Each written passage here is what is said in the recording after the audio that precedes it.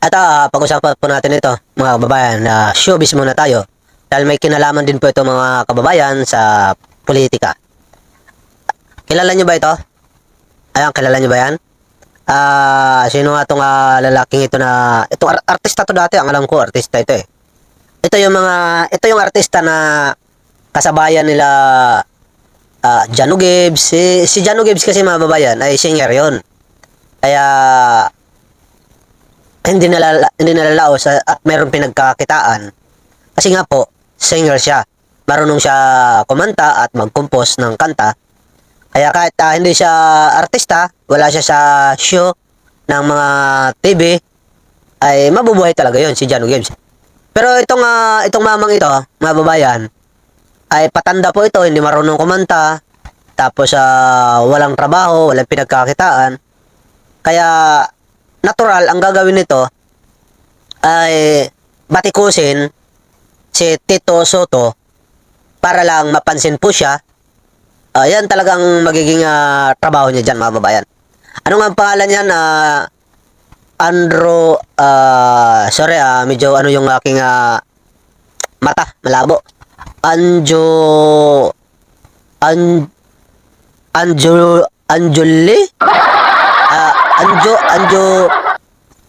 Bellana? Anjuliana. Okay. Itong si Anjuliana, mga kababayan po, ay batikos ng batikos po ito.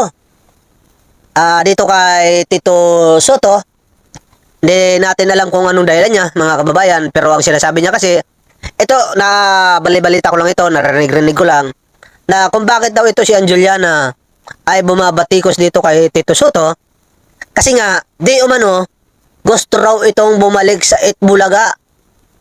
Pero hindi po siya tinatanggap kasi nga wala namang kasing alam ito. Dati kasi nasa Itbulaga siya, pero kung siya po siyang umalis, mga kababayan, siguro desperado na itong aktor na ito. Kaya banat pa rin dito kay Tito Soto, mga kababayan, para lang magpapansin. Alright? Kasi isa sa mga sinabi niya, mga babayan, ito ang sinabi niya dito. Tito Sen, ayan, makikita niyo naman yan dyan. Ang dami mo na naman na pinalabas, sabi niya. Yung mga bayaran mo sa mga vlogger. Bayaran daw ni Tito Sen yung mga vlogger, sabi niya.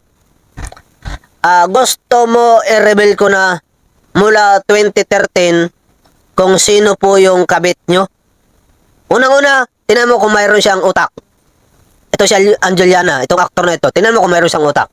Sabi niya dyan, marami kang bayaran na vlogger. Sumunod, gusto mo i-reveal ko yung kabit mo? Diba?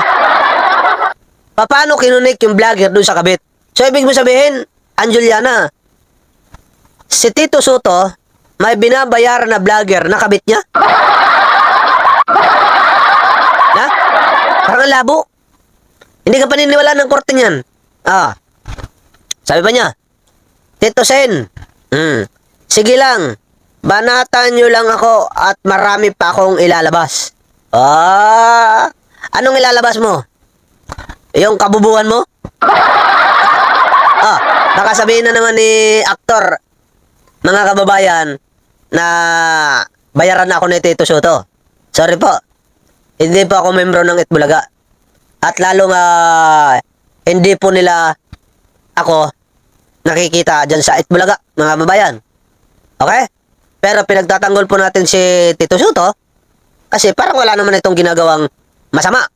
Di ba? Tulad yung pinagsasabi mo na may kabit, paano mo yan patutunayan? Ha? Paano mo ilalabas at patutunayan na may kabit si Tito Soto? Kasi tumakbo na po ito sa politika ng eleksyon. Yung kabit na yan, mas madali po yan makita sana, mailabas nung panahon ng eleksyon. Diba? Yan yung pinaka-importanteng paninira sana kay Tito Soto ng eleksyon. Pero bakit hindi po lumabas yung kabit-kabit na yan? Ibig sabihin, gawa-gawa mo lang yung kabit-kabit na yan. Baka ikaw talaga yung may kabit. Kaya ka nagkakaganyan, baka wala ka ng pambigay naghihirap ka na, laos ka na kasi. Ah, ganyan po talaga pag mga laos. Parang kung ano na mga pinagsasabi, hindi na tama. Kasi laos eh. Laos. Ha? Alam niyo yung Laos? Alright?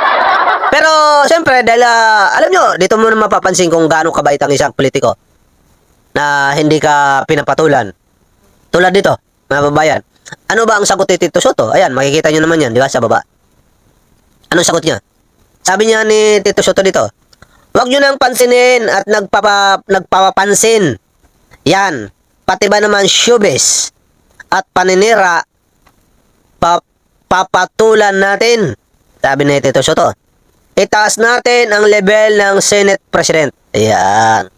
Palagay ko, yan po sabi ni Tito Soto palagay ko po mga babayan, dahil Senate President si Tito Soto, ay mayroon ditong nasa likod ng paninira sa kanya at ginagamit ito si Anjuliana.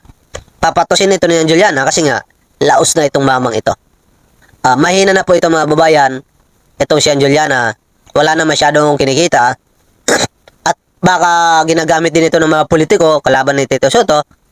Sino ba yung mga politiko na gustong agawin yung pagiging Senate President? Malamang DDS, di ba?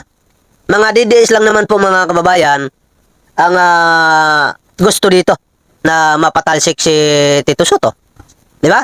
Kaya natural lang po yan na gagamitin nila ang isang mga laos para po makasira sa isang tao. Kaya lang yung paninira dito ni Anjuliana, mahirap po ito patunayan sa korte. Mahirap niya patunayan to. Dapat nga dito pinapatulan kung ako dito, kung ako si Tito Soto, patulan ko ito. Ididemanda ko ito para lalong maghirap. Siya lang naman hindi mo naman lalatin Pag sobra-sobra na kasi, ang isang batikos, lalong-lalo na napupunta na sa personal na buhay, kailangan po dyan na example. Di ba? Sampulan mo, Tito Soto. Kahit ito po ay dating membro ng Itbulaga. Tapos ngayon gustong bumalik kasi naghihirap na. Alam mo, ito mga mayayaman na ito ng mga artista. Wala to. Kapag naghihirap ito mga to, hindi ito kakain ng mga tuyo. Kasi hindi sila sanay sa hirap. Hindi katulad natin na kapag mahirap, yumaman, tapos bumalik sa hirap, kayang-kaya, dahil nga sanay ka sa hirap, di ba? Yung mga artista na yan, yung laki sa luho, kapag naghirap po yan, mababaliw mga yan. Hindi nila kakayanin yung impact ng kahirapan. Kasi nga, hindi sila sanay na kumain ng pangmahirap na pagkain. Kaya, huwag nyo nang pansinin yan, mga babayan. Sabi pa nga ng mga comment dito, ito, babasahin natin. May mga nagko-comment kasi dito. Sabi ng mga iba dito. Ayan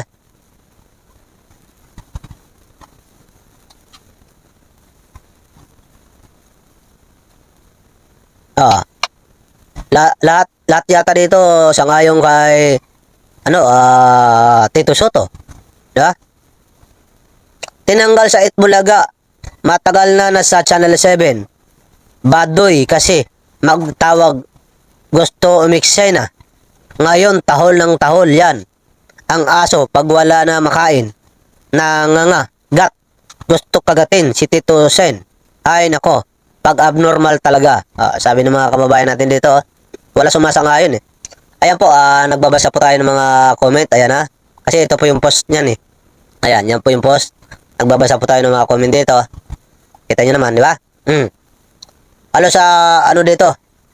Kasi po sa totoo lang mga babayan, ito si Anjuliana, laos na po ito. Laos na ito. Matagal na po itong napag-iwanan sa industriya. Kaya gusto na lang ito sana bumalik sa Itbulaga, kaya lang hindi naman kinukuha. Kasi nga, wala Alam mo Anjuliana, sir, mas lalo ka lang hindi kukunin kung ganito ang style mo. Mas lalo nga hindi ka papansinin, baka kamungian ka pa kapag ganito ang style mo. Di ba? Kasi yung mga ganitong style, DDS lang nagagawa nito Sa ngayon, ay nakakapagsalita ka pa ng ganyan at ginagamit ka ng mga DDS kasi nga mayroon sila sariling agenda. Di ba? Totoo yan. Ginagamit ka ng mga DDS sa ngayon kasi nga gusto nila mapalitan si Tito Sen sa Senate President kasi nga natatakot sila na baka matuloy ang impeachment ni VP Sara. Yun lang yun na kasimple. Dahil laos ka na, Juliana, mukhang hindi ka papatulan ni Tito Soto kasi nga isa ka ng inutil at laos na bobo na rin katulad ng mga DDS. Ha? Kaya ang bagay sa'yo, dapat patulan ni Tito Soto kahit hindi man lang sa salita, kahit doon lang na lang sa korte. Para mailabas talaga, mapatunayan talaga na totoo ang sinasabi mo. Kasi kung hindi ito papatulan ni Tito Soto, magpapatuloy ito sa paninira, sasabihin naman ng iba na, nako, totoo yata kaya na tahimik itong si Tito Soto. Diba? Ganun lang yun, mga babayan. Nakikinig ka ba, Juliana? Makinig ka, oy! Para kang tanga eh. Ha? Kung nanonood ka, mag-like ka muna, mag-share, mag-subscribe dito sa Mountain Channel natin. Ha? Para naman na sumikat ka. Bigyan kita ng trabaho. Gusto mo? Magpidigab ka.